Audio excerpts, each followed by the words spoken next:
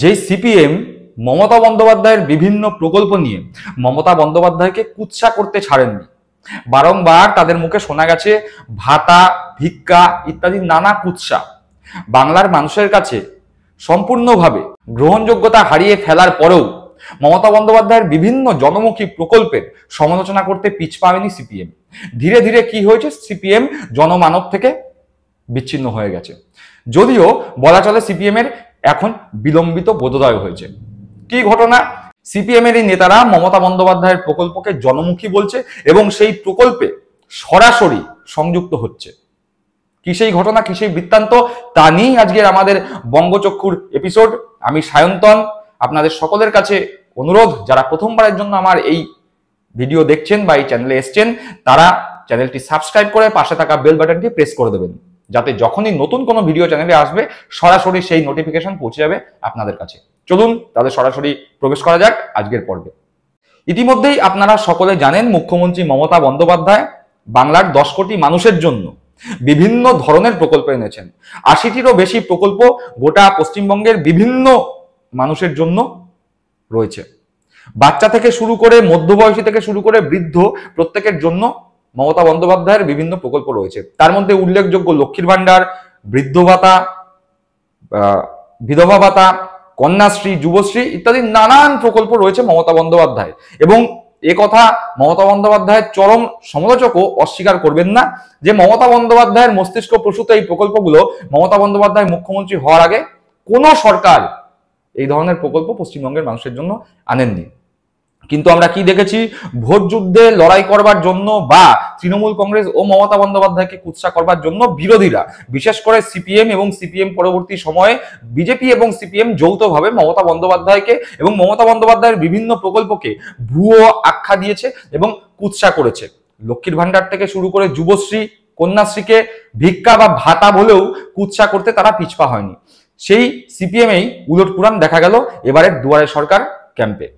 দাসপুরের ঘটনা, সেখানে রমরম করে চলছে দুয়ারে সরকারে। সাধারণ মানুষের অংশগ্রহণ চোখে পড়বার মতো। বিরাট লম্বা লাইন, লক্ষ্মীর ভান্ডার থেকে শুরু করে বার্ধক্য ভাতা, বিধবা ভাতা, বিভিন্ন ভাতার জন্য মানুষ লম্বা লাইন দিয়েছেন। সাধারণত মোটামুটি দেখা যায় যে এই দুয়ারে সরকার ক্যাম্প পশ্চিমবঙ্গ সরকার থেকে যা করা হয়, সেই ক্যাম্পে স্থানীয় তৃণমূল কংগ্রেস কর্মীরা বা নেতারা বিভিন্ন মানুষকে সাহায্য করে। ফর্ম ফিল আপ থেকে শুরু করে লাইনে দাঁড়ানো এবং তার পরবর্তী ক্ষেত্রে কি করতে হবে, পঞ্চায়েত অফিসে যেতে হবে না পৌরসভায় যেতে হবে, সেরকম বিভিন্ন বিষয় তারা গাইড করে দেয়। কিন্তু দাসপুরে যে দুয়ারে সরকারের ক্যাম্প দেখা গেল, সেখানে দেখা গেল সিপিএম এর স্থানীয় টাবর টাবর নেতারা সেই দুয়ারে সরকার ক্যাম্পের সামনে এসছেন এবং মানুষজনকে ফর্ম ফিল আপ করতে সাহায্য করছেন। এ তো উলটপুরাণ। যেই সিপিএম ভাতাকে ভিক্ষা বলে অপমান করেছিল, সেই সিপিএমই লক্ষ্মীর ভান্ডার, বার্ধক্য ভাতা বা বয়স বিধবা ভাতার ফর্ম ফিল আপ করতে মানুষকে সাহায্য করছে। অর্থাৎ বকলমে সিপিএমই মানুষকে ভিক্ষা নিতে সাহায্য করছে, নাকি সিপিএম এর বোধোদয় হয়েছে যে ভিক্ষা ভিক্ষা বলে লক্ষ্মীর ভান্ডার, বার্ধক্য ভাতা, বিধবা ভাতাকে যেভাবে তারা অপমান করেছে, তার ফলে মানুষের কাছে তারা রীতিমতো একঘরে হয়ে গিয়েছে। তাই মানুষের মনে পুনরায় জায়গা ফিরে পাওয়ার জন্য তাদের এই প্রচেষ্টা।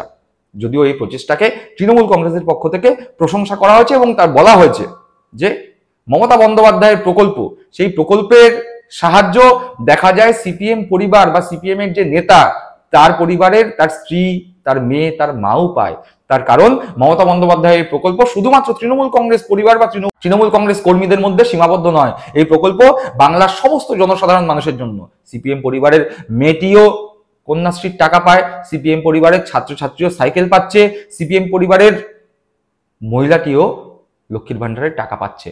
তাই হয়তো দেখা যায় যেই সিপিএম নেতা মাইকে ভাষণ দিয়ে লক্ষ্মীর ভান্ডারের সমালোচনা করেন, ভিক্ষা বলেন, ভাতাকে ভিক্ষা বলে কুৎসা করেন, তার স্ত্রীও হয়তো রাতের বেলা তিনি যখন বাড়ি ফেরেন তখন তার স্ত্রীও হয়তো তার সমালোচনা করে বলে যে আমার ঘরেও তো লক্ষ্মীর ভান্ডারের 1200 টাকা, 1000 টাকা ঢুকছে, আর তুমি বাইরে গিয়ে বলছো লক্ষ্মীর ভান্ডারকে ভিক্ষা।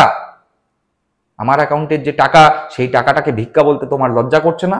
তাই হয়তো সিপিএম এর এই উলটপুরাণ। চলুন শুনি সিপিএম নেতা কি বলেছেন এই দুয়ারে সরকার ক্যাম্পে এসে। বিশেষ করে গরিব মানুষ, তারা বিধবা ভাতা, বার্ধক্য ভাতা, অন্যান্য যেসব সরকারের জনকল্যাণমূলক সামাজিক প্রকল্পগুলি আছে, আমরা সকাল থেকে বসেই আমরা নেতৃত্ব পর্যায়ে আমাদের কর্মীগণ উপস্থিত থেকে মানুষের পাশে থেকে কিভাবে তাদের পাওয়ানো যায় আধিকারিকদের সঙ্গে আলোচনা করেই আমরা সমস্ত ব্যবস্থা গ্রহণ করবার চেষ্টা করছি। যাদের অসুবিধা আছে তাদের দেখভাল করার চেষ্টা করছি। আজকে দুয়ারে সরকারে আমরা সবাই ছিলাম। শুনলাম সিপিএম নেতার বক্তব্য। এবার শুনে নেওয়া যাক সেইখানকার তৃণমূল নেতৃত্ব এই বিষয়টিকে কিভাবে নিয়েছেন বা এই বিষয় সম্পর্কে তাদের মন্তব্য। এই মুখ্যমন্ত্রীর বৈশিষ্ট্য যে সমস্ত মানুষকে এখানে দলমত নির্বিশেষে সবার কাছে তিনি পৌঁছে গেছেন, সবার কাছে আবেদন করেছেন, সবাই এখানে অংশগ্রহণ করছে। এখানে তৃণমূল কংগ্রেস সরকারের ক্ষমতায় আছে, শুধুমাত্র তৃণমূল কংগ্রেসের লোকরাই এই পরিষেবা দিলে তা নয়, এখানে সমস্ত দলের মানুষ পরিষেবা নেওয়ার জন্য এখানে আসছে। এটাই আমাদের মুখ্যমন্ত্রী মমতা বন্দ্যোপাধ্যায়ের অনন্য প্রয়াস। শুনলাম তৃণমূল নেতার কথা। এবার ভেবে দেখুন মমতা বন্দ্যোপাধ্যায়ের যেই প্রকল্পগুলো রয়েছে, আপনি যেই এলাকাতেই থাকুন না কেন বা আপনি যেই দলের সমর্থক হন না কেন, আপনি মমতা বন্দ্যোপাধ্যায়ের সমর্থক হতে পারেন বা মমতা বন্দ্যোপাধ্যায়ের সমালোচক হতে পারেন, কিন্তু আপনি কি বুকে হাত দিয়ে কথা বলতে পারবেন যে আপনি যেই বাড়িতে বাস করছেন তার আশেপাশের এমন কোনো বাড়ি আছে যেখানে মমতা বন্দ্যোপাধ্যায়ের প্রকল্পের যে সুযোগ সুবিধা তারা তা পায় না? আপনার চারপাশে যত বাড়ি আছে প্রত্যেকটি বাড়িতে যান, মমতা বন্দ্যোপাধ্যায়ের কোনো না কোনো প্রকল্পের সুবিধা সেই সমস্ত বাড়ির লোকরা পেয়ে থাকে। লক্ষ্মীর ভান্ডার তো আছেই, যা বহুল প্রচলিত, এছাড়া কন্যাশ্রী আছে, যুবশ্রী আছে, স্বাস্থ্যসাথী আছে। তাই মমতা বন্দ্যোপাধ্যায়ের প্রকল্পের যে ব্যাপ্তি, মমতা বন্দ্যোপাধ্যায়ের প্রকল্পের যে গ্রহণযোগ্যতা, সেই গ্রহণযোগ্যতা অস্বীকার করতে পারছে না মমতা বন্দ্যোপাধ্যায়ের প্রবল সমালোচক সিপিএমও। তাই তারাও দুয়ারে সরকারের যে জোয়ার, সেই জোয়ারে গা ভাসিয়েছেন। এবার দেখা যাক এই দুয়ারে সরকার প্রকল্পে সাধারণ মানুষের ফর্ম ফিল আপ করে দেওয়ায় সিপিএম এর যেই ভোট বিজেপিতে ট্রান্সফার হয়েছিল, সেই ভোটের কিছু সংখ্যক সিপিএম এ আবার ফেরত আসে কিনা। যদি সিপিএম এ ফেরত আসে তাহলে বোঝা যাবে যে সিপিএম ঘুরে দাঁড়াবার সামান্যতম হলেও চেষ্টা করছে। আর যদি ফেরত না আসে তাহলে বুঝতে হবে সিপিএম যেই লাইনে হাঁটছে বা সিপিএম যেই ধরনের তীব্র মমতা বিরোধিতার পথে চলছে, সেই পথে চলে আর যাই হোক ক্ষমতায় আসা তো বহুদূর, এমনকি বাংলায় দ্বিতীয় স্থানেও তারা অদূর ভবিষ্যতেও ফিরতে পারবে না। দর্শক বন্ধুরা, এই বিষয়ে আপনাদের মন্তব্য সরাসরি কমেন্ট বক্সে কমেন্ট করে জানাবেন। ভালো থাকবেন, সুস্থ থাকবেন। জয় হিন্দ, বন্দে মাতরম।